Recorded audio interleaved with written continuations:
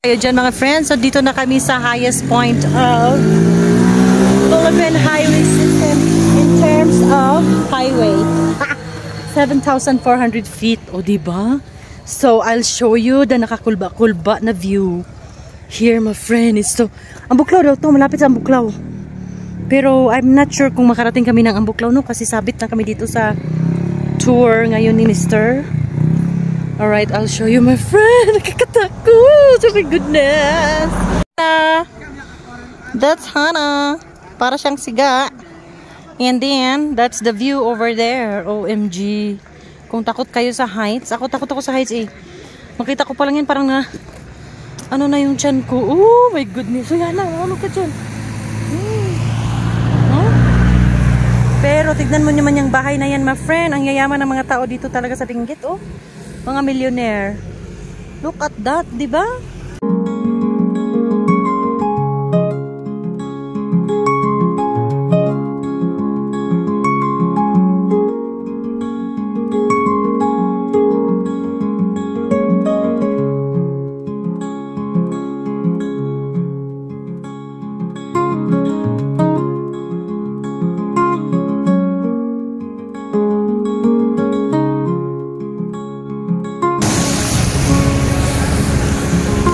Highest Point Cafe.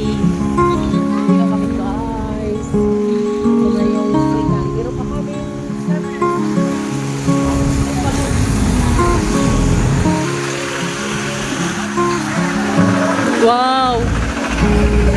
OMG.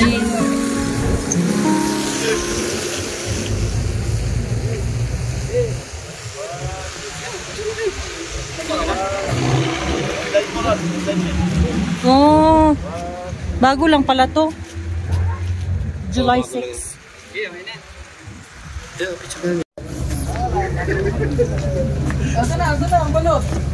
Kiniing. There's kiniing there. I think this is the the highest. Pero hindi mo ma-feel kasi nga masyadong foggy, no?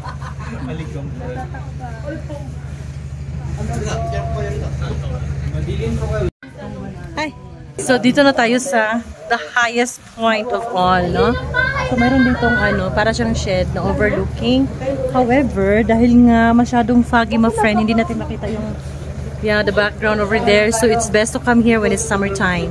Kasi during this time, it's rainy season. Hindi na natin masyadong makita yung background. But it's so nice, a good experience. Now, tapos imagine mo na lang yung bahay doon. Oh, yung pinakamataas doon. Sa pinakamataas na yun, there's bahay over there. Oh, over nakalayo. Yan, no? Ewan ko kung part pa rin yan ng Benguet. Ayan, my friend, may bahay pa dyan, oh, dyan. Look at that. Look at that. Huh? Oh, yan, may bahay pa dyan. I think that's...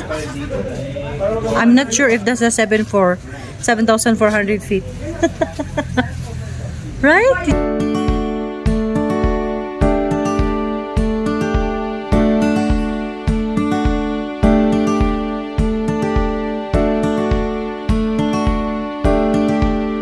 Friend, we are here at Mount Olis. So, ano ba nakikita natin dito? They have strawberries, flowers, and the mountainous view. Pero hindi makita kasi it's foggy.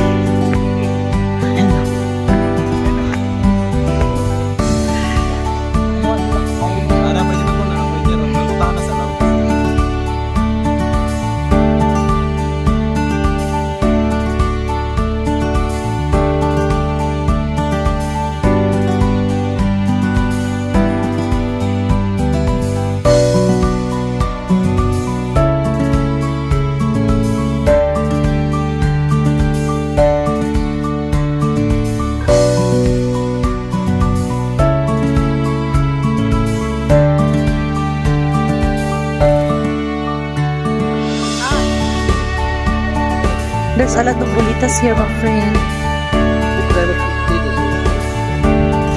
Kalaga, magkano nang bayad?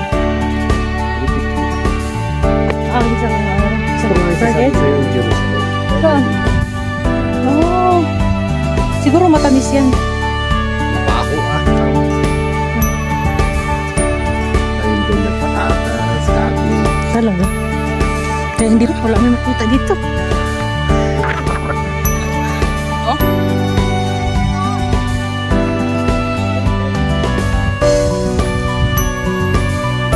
Oo.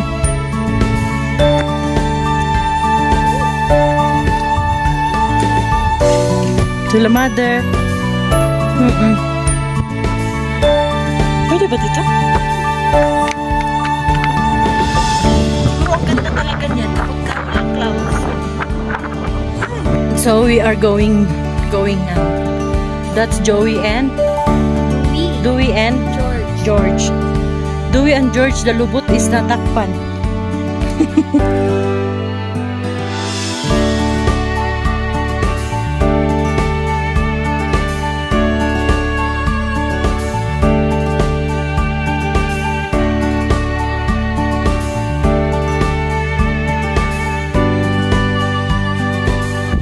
The maker, Joffrey pala. Ha?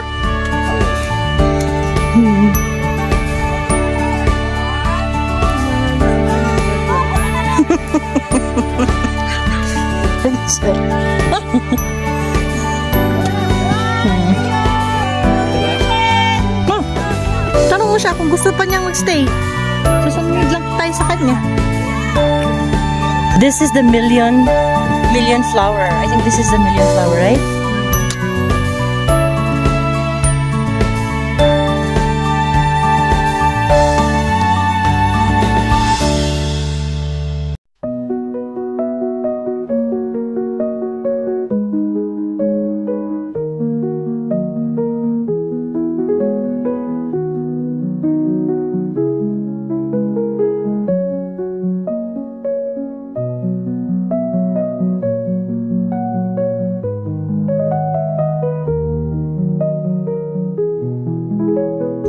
This is the Jerusalem daw. Ito daw yung Jerusalem. Mabaho daw to. Kaya pala ang daming langaw dito. All over. Langaw pa more. They're all the graveyard. Oh, they have their own graveyard. Oh, at saka ano kasi lupa nila eh. Pero sa ibang lugar bawal, diba? At sa kanila pwede. Their tradition. Their culture.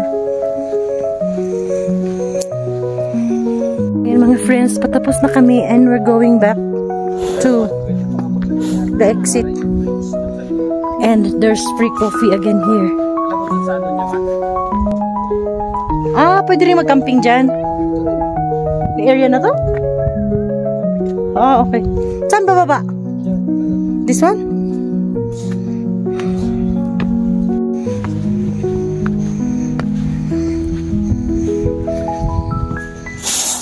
Ah, pwede rin dito.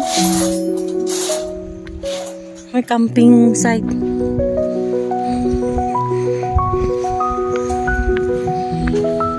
Exit, my friend.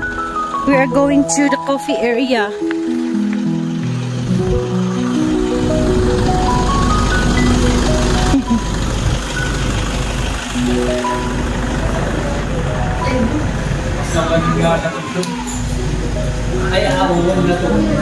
They have mini shop as well. Mini shop, you can buy like, you know, pasalubong. God knows.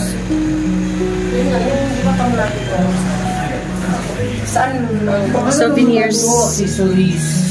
Dream culture. Maganda ko yun. Original kasi niya sa Africa pa. If you want to drink coffee, you can. There's coffee, I think, in here.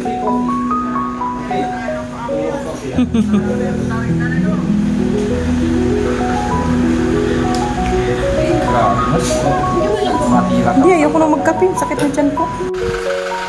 Hi!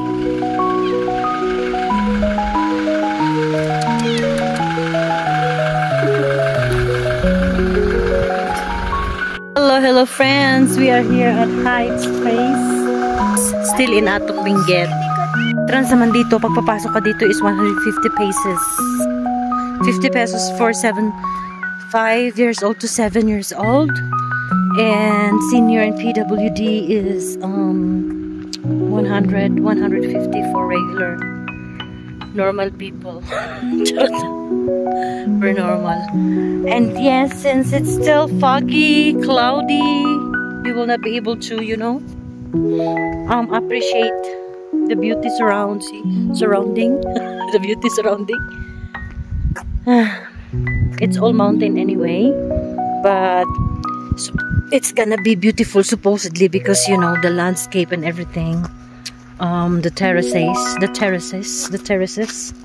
you will see the terraces, but then since it's foggy, you will not be able to witness. And if you want to go, oh, there's a lot of flower.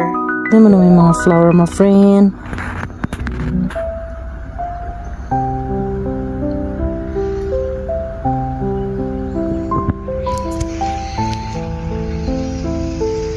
Maraming nagtanim ng bulaklak dito.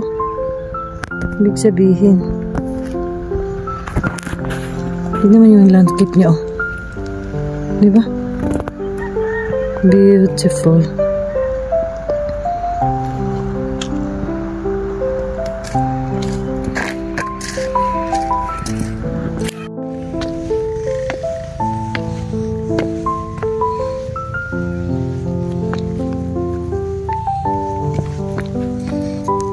Oh, it's raining again. Yeah.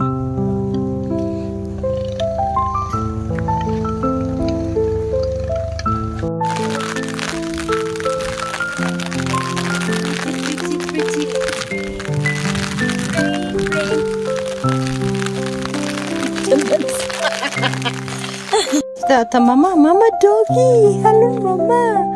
Hi, mama. Hi, mama.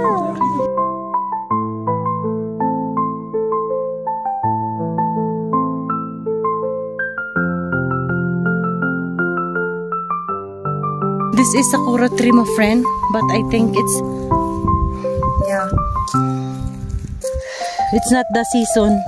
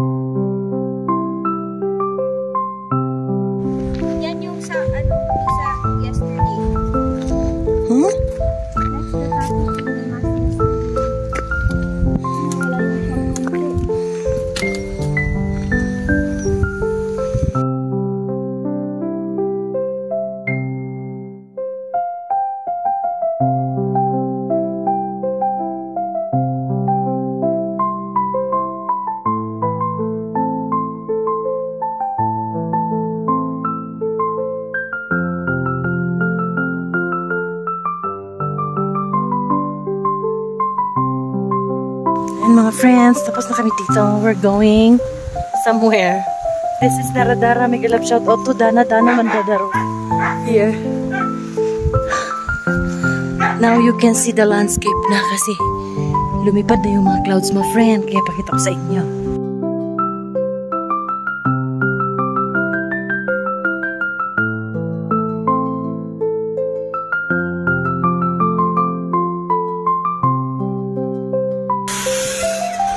Mayroon silang mga products here. 35 per kilo. Uy, may pinabantay. Chili. Oh, this is the kuan.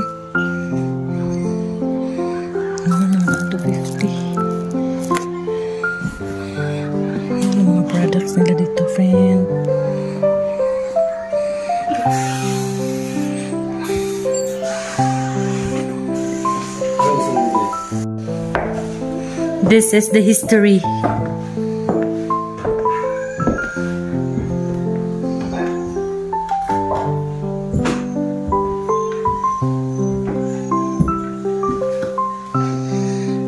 $1900s pa pala to.